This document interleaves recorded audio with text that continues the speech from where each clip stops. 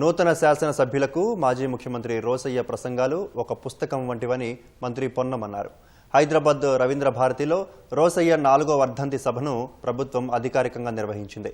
ఈ కార్యక్రమానికి శాసనమండలి చైర్మన్ గుత్తా సుఖేందర్ రెడ్డి, శాసన సభాపతి గడ్డం ప్రసాద్, మంత్రి పొన్నం ప్రభాకర్తో పాటు పలువురు పాల్గొని రోసయ్య చిత్రపటానికి పూలమాలలు వేసి నివాళులర్పించారు.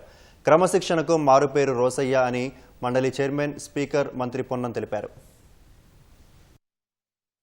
రోసయ్య గారు ఒక ఆజానుబాహుడు ఆకారంలోనే కాక మాటలోనూ, తన తీరులోనూ, తన వ్యక్తిత్వంలోనూ అనేక రకాలుగా ఒక పెద్దరికాన్ని ఈనాడు తరానికి ఇచ్చినటువంటి వ్యక్తి.